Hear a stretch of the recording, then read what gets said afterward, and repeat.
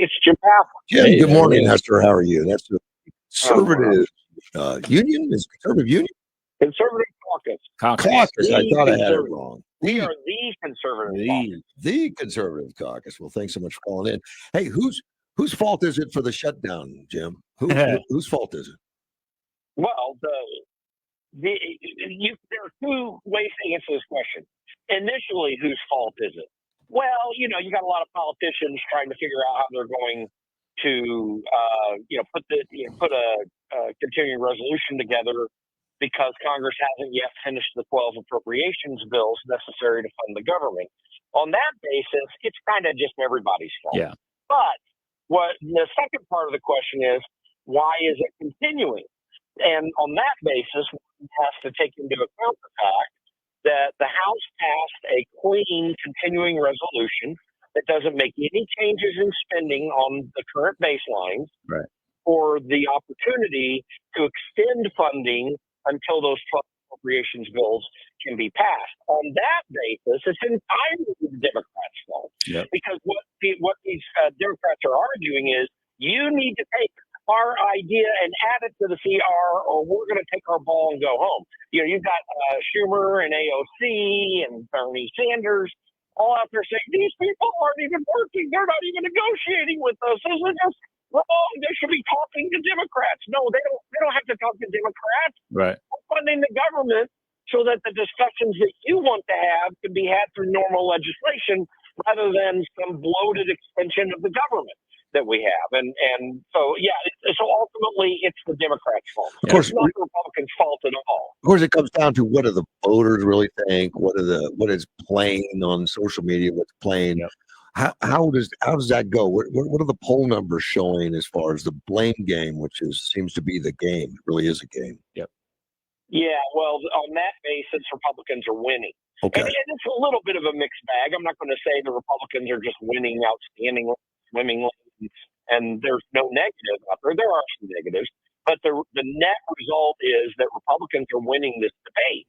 And because it's so apparent, the game that Democrats are playing, and it becomes more apparent over time as people look into it. Now, the other thing that's happening that is allowing Republicans to win this debate is Donald Trump's leadership. He is making sure that the tax revenue coming in and budget items that are available out of other budgets that he can shift over to certain things, for example, pay for the military or pay for WIC programs or these other things. He's balancing all that money well and working to get people paid. Plus, there's a National Defense Authorization Act, what we call on Capitol Hill an NDAA, that is out and going to be voted on this week that will fund the troops. So they're working on that bill right now. So, yeah, I mean, things are at risk. There are certain aspects of the government we need funded that are not. But what the American people in the net are finding out is that all these programs we really don't need really aren't necessary. And this happens in every one of these shutdown debates, most of which, they tried to blame Republicans for. And Republicans have never paid a political price for the 2013 shutdown, I was working on Capitol Hill at the time, the 2019 shutdown, or this shutdown. They're looking at it and saying, I don't even know if we need all this stuff. I don't even notice what the problem is to me. Yeah. And when you say more apparent, it becomes more apparent to Democrats. I think that's true because the confusion comes out when they both the Democrats and Republicans are saying different things. We don't know who's telling us the truth, or at least the average person doesn't. When they say 1.5 trillion is just going to go to help medical for citizens, and the Republicans are pointing out, look, a lot of that money is all going to illegal aliens. And of course, Democrats say liar, and the Republicans say, no, you're lying. And it takes a while to filter out. But I think more and more information is coming out in reality, finding out how that money is going to illegal aliens through state-funded Medicaid. Well, and keep in mind, more specifically, to put a brighter light on this, that argument is one that is related to legislation that was already passed this year. Right. Because the changes that Democrats want is to reverse the restrictions on illegals getting Medicaid money, for example, Yep. that were in the big beautiful bill earlier in the year. So what they're trying to do with this continuing resolution is to take that reconciliation package and reverse certain things that they didn't like out of it. And the thing is, and this is why the debate is working for Republicans, because I think the rational argument is, listen, if you want to have that debate, we can do it through the normal legislative process rather than lumping all that change into a continuing resolution package, which is only meant to be a stopgap to finalize legislation for the year. Well, and on top of that, that legislation had already been debated during the big beautiful bill. Exactly. They had the opportunity. If you want another opportunity, there's a process for that, but they're trying to hold the country hostage to force it now. And yeah, you're right. You know, the Republicans are going to win that argument every time. Well, and on top of that, listen, Democrats have had the run of the show for this entire century so far. Yeah. Because the mainstream media has given them entire cover.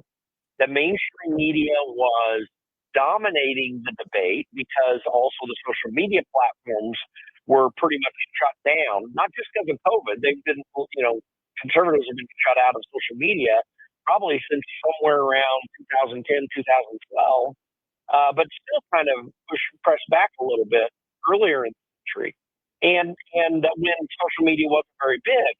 So that dynamic's changed because X is wide open now. Frankly, Facebook seems to be wide open. Our Facebook page for the Conservative Caucus is just explodes with people and interaction. It's really phenomenal what's happening there because we're not getting shut out of that environment, but I know others aren't either. So Democrats are faced with a change in the game they once controlled and they cannot now control, which is a big reason why the hue and cry, the screaming and yelling that is happening on their side, and the fact that the Democrat Party really is a violent party. They promote violent behavior and encourage violent behavior because when they don't get to control the game, it's just the take my ball and go home attitude, except on steroids because people are getting harmed and hurt by it. Yeah.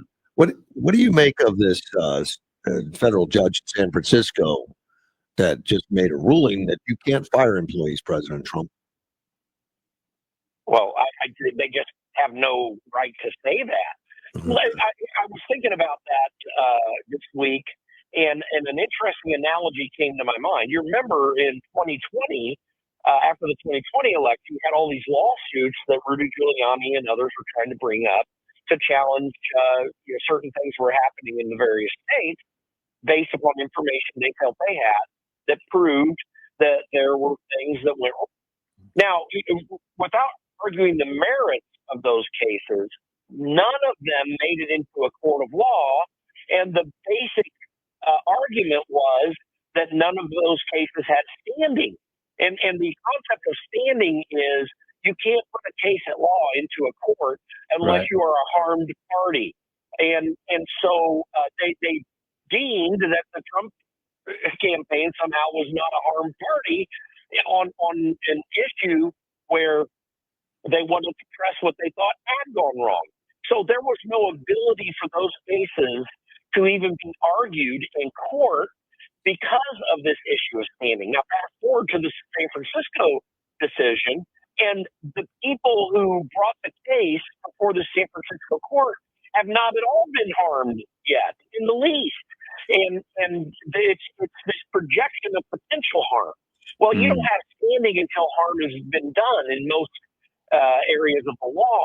So this judge is rogue in the sense that they're just jumping in front of the issue before anything has happened, merely based on the fact that there is a plan in place to do certain things. But I haven't looked closely at the case to see the specific parties that made the case. I think it was just the government employee unions that did it. And government employee unions have no cause for harm. I mean, they're an indirect player. They receive dues from employees, and then they're going to say, well, we represent employees. Okay, whatever. But none of these employees that they say they represent have yet been harmed. So how do you have a case?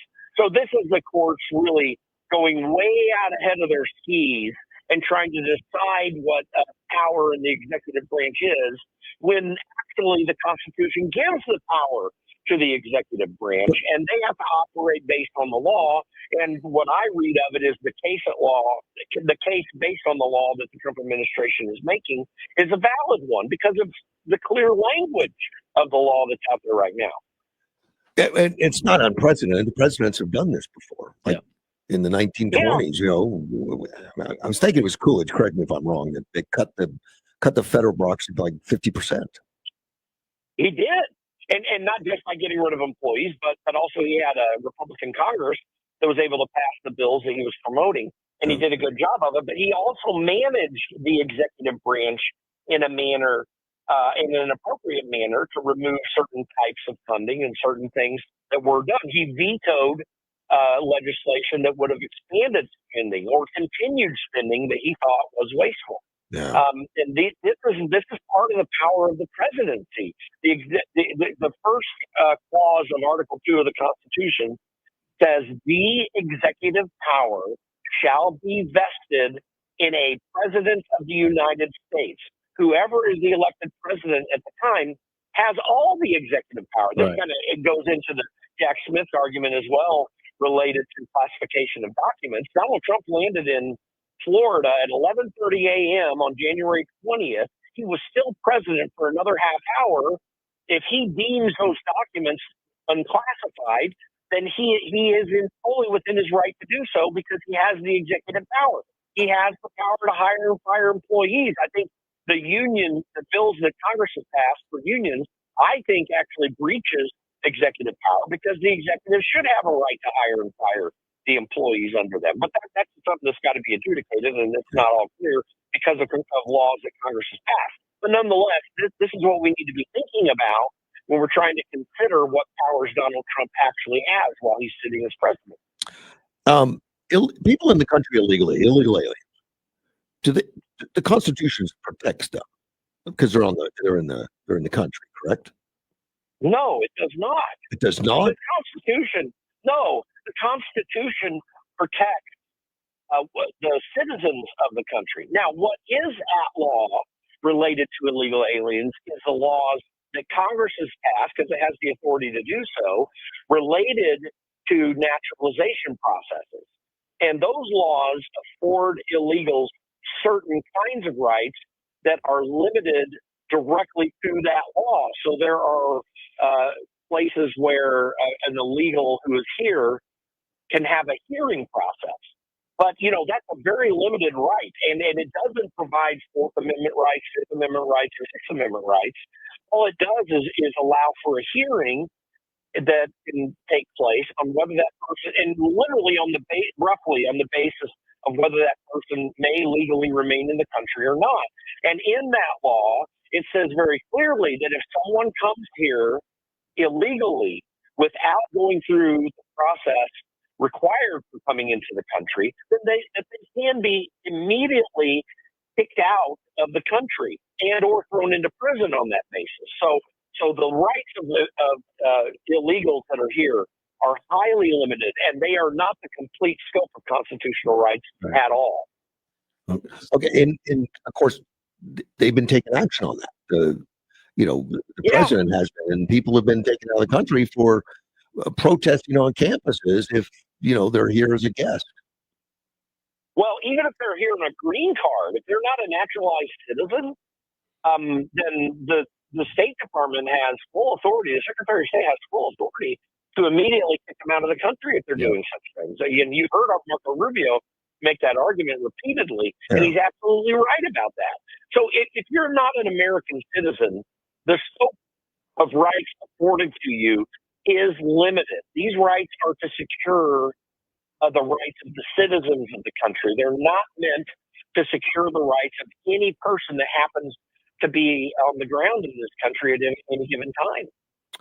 The recent Gaza ceasefire and where we are right now with the release of the hostages, the left is having a hard time giving credit at all to Donald Trump, with some exceptions, noted exceptions. But I guess that surprises me. I thought they would have to see reality for what it is, but I was proven wrong.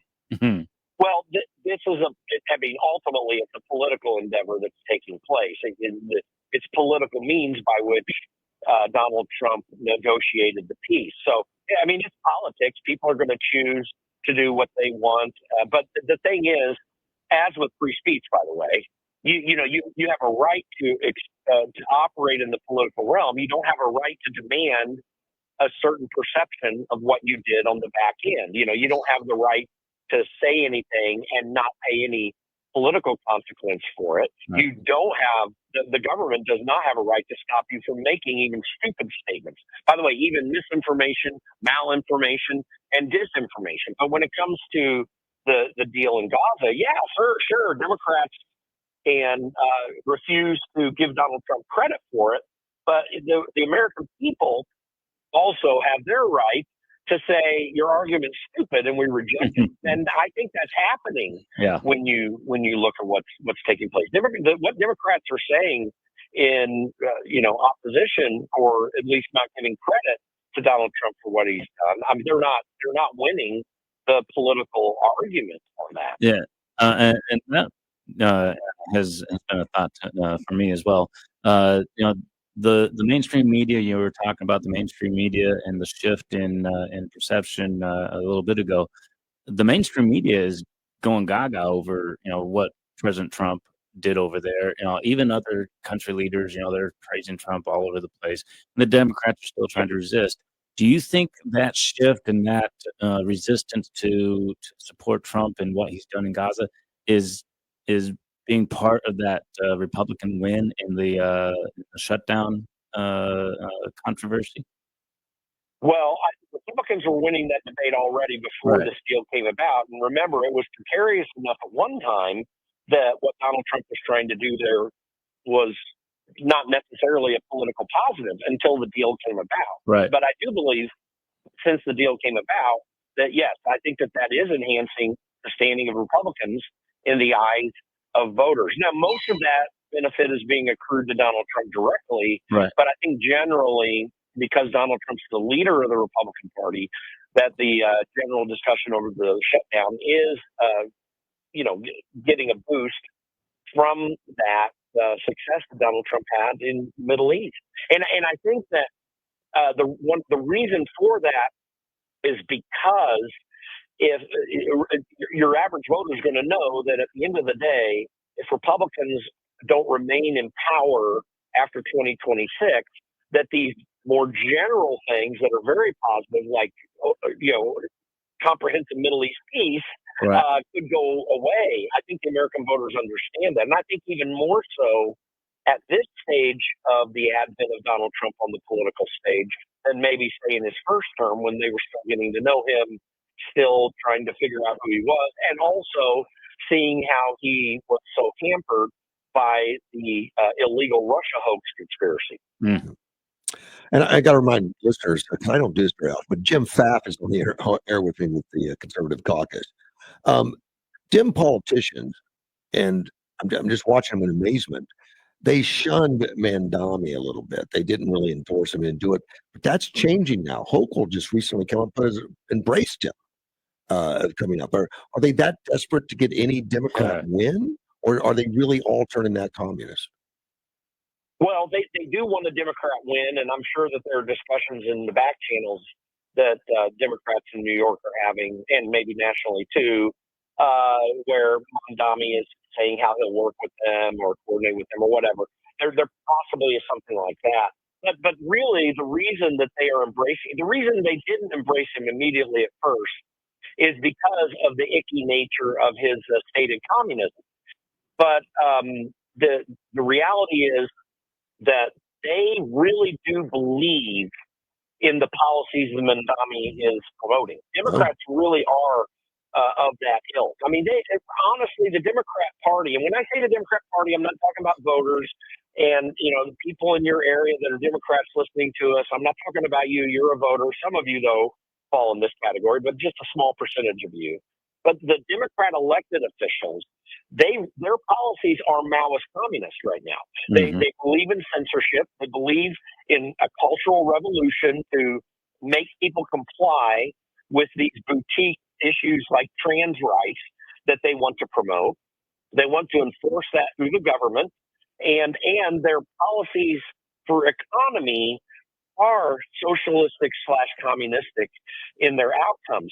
So it's not hard for Kathy Hochul to eventually come around when she has some sense that the political price she would pay to do so isn't so great. And that's why she is coming around. I have said this, I do not believe that Andrew Cuomo is going to be radically different than Zoran Mamdani in his policies. He's just as bad as the rest of them. And to think that you're going to get a more moderate approach, what you would get from Cuomo is a more corporatist approach.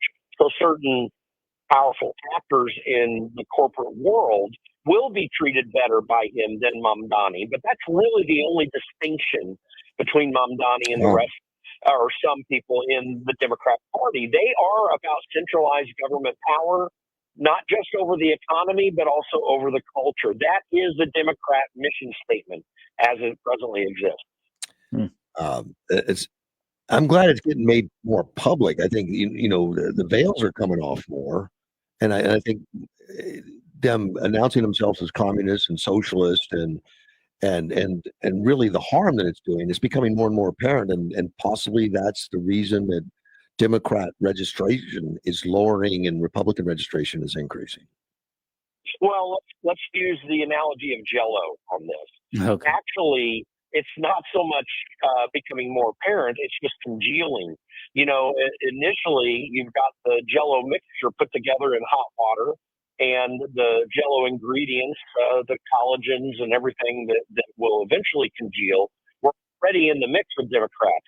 It's just that after a Biden administration where you saw the censorship industrial complex rise, the advancement of lawfare far beyond what Barack Obama had already been doing and what the deep state was already doing during the Trump administration, it's congealing into something that people now recognize as Jell-O, so to speak, to keep the analogy going, and it's forming up in that way. And I think that the hope for our politics in the future is that the American people see it now for what it is. It is that whatever Jell-O thing that I'm trying to analogize here. It is becoming that. It is turning into that, and they know that they don't want that. I do believe the majority of American people don't want that. I mean, you had millions of Democrats vote for Donald Trump last year too. It was not just the Republican base that came out larger, which they did.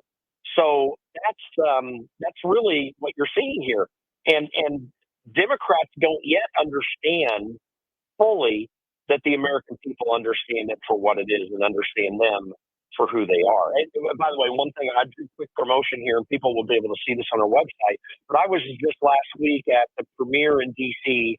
of a movie called God Complex, which really lays out all the problems of the deep state censorship and deep state regime that was taking place during the Biden administration and even all the way back into the first Trump administration. And people can find out how to be able to watch that movie for free. I think tonight is actually the premiere of it. They need to watch it. It was a fantastic thing that had my friend Peter Schweitzer on it. Mike Benz was in it, John Solomon, and many others who were just kind of laying out the case for how it has been a movement to control the American people through government. And this we have to keep fighting. And if we have to keep the information out there because that needs to be known, we need Pam Bondi and Kash Patel to be even more aggressive about bringing indictments against the deep state actors that have been behind this conspiracy against the American people and against Donald Trump. But nonetheless, the information's out there. It's more clear, and so we have a chance to break away from that. And we have a chance to do that kind of analogously to what happened in the 1960s. Listen, this radical movement of Democrats that's out there right now is quite similar to the radical college movements that were taking place in the 1960s, where you had violent acts taking place all over the country. And we forget it. Some people are too young to have known about it well. But those of us who sort of remember, and I was very, very young at that time, we know that was a violent effort to overthrow our traditional system of government in the Constitution. Now we paid a price for that since in a manner, but this is a second wave of that problem, and the American people need to resist it even more fully now, and we need the Trump administration to do so. But this is what Democrats are about. They're about overthrow of the constitutional order. We're far enough away from the Constitution as it is, but we need to have a rebirth of freedom under our Constitution by really pushing back politically, shaming Democrats for what they're doing, continually calling them out as an un-American party because they are an un-American party, and make it clear that they are a violent un-American party that does not want the Constitution to have real effect for the American people. You know, you say more aggressive. I think Kash Patel was on yesterday talking about the number of arrests the FBI has had, and it was proclaimed it was more than most presidents do in 4 years, and yet it's been kind of invisible based on just news coverage. We haven't really seen it, but they're just now spooling up. They promise much more aggressiveness, just like you're calling for. Well, so what happened yesterday was showing how Kash Patel, and they did need to do it because you're right, it has been somewhat invisible. But what Kash Patel was doing yesterday was just highlighting how some of the reformation of the FBI around going after bad guys rather than going after Americans, and that's important to do. And it's actually a pretty laudable effort that he's undertaking there. But you have to destroy the deep state actors like the James Comey's and John Brennan's and Barack Obama's and others. You have to destroy what they did in order to have long-term freedom, because some future Democrat administration is going to come back and do just what the Biden administration did so poorly and so illegally in some areas, in my opinion. But you have to get rid of the people who have been doing the harm. And if we can do that, then, that's going to be quite excellent. I think we should applaud everything we saw in the White House yesterday, because it just shows that Donald Trump's leadership is working right now. He put the right team together. He's giving them the power and authority to actually get the job done, and they're doing it. But we have got to get these deep state actors in front of grand juries and ultimately in front of courts so that they have to account for the crimes that they've committed. I think we need it just psychologically to know that there's a balance in the system and that that we're all accountable. Because right now, most people believe there's two tiers of justice. There's a Democrat justice and a conservative justice, and it's not the way it should be. It should be blind. Well, you're right that we all want to feel that and be able to connect to it, but that's part of what a system of justice does. If you have injustice, then you have chaos in a culture. You must have justice to maintain chaos in a culture. That's one of its functions. And if it's done properly, then people see that justice was done, and they can have confidence in their system of government that they will be protected from these harms that this chaos brings, whether they're violent harms or whether they're just basic cultural harms that,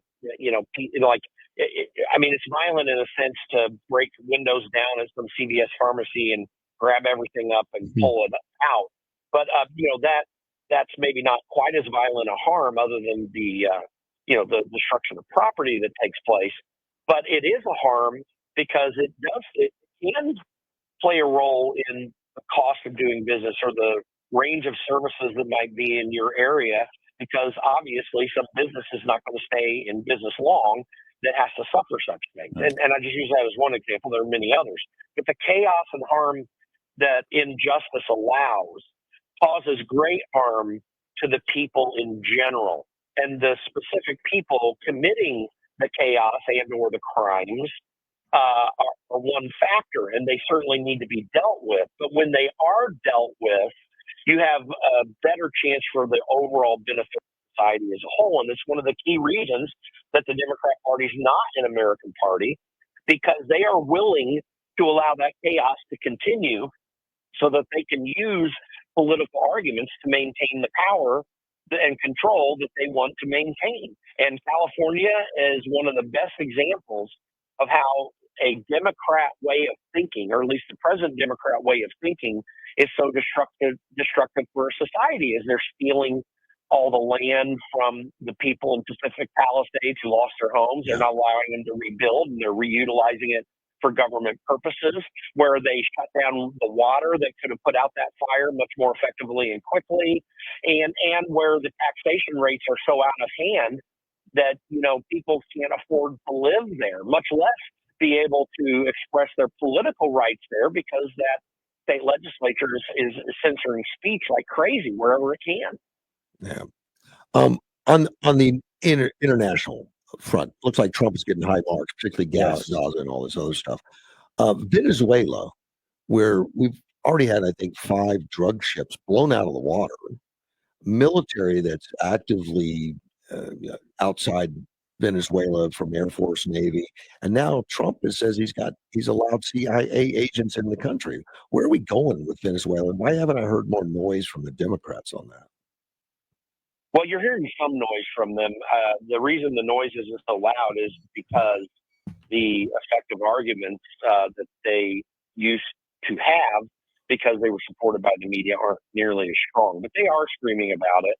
I will tell you that my concern would be if we actually take aggressive action on the ground in Venezuela. I do not have a problem with what Donald Trump's doing out in international waters to stop the flow and stem the tide of that flow of fentanyl in particular, but other illegal drugs that are causing us problems here, because it's not just opportunistic drug smugglers trying to make a little money in the underground market in the United States. This is much far beyond that. You do have a Venezuelan government that is helping support this flow with the help of China to get these drugs into the country, because they know they're killing hundreds of thousands of kids, every few years, and this is a real problem. So that needs to be addressed from the high seas.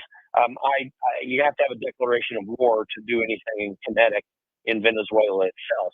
Now, will Donald Trump do that? I mean, I think what he's saying is he wants to keep that option open. Right. I hope we don't get there without a declaration of war, and I don't know that we have an argument to do that. And I'll demur from the president on that particular point if he does push that button.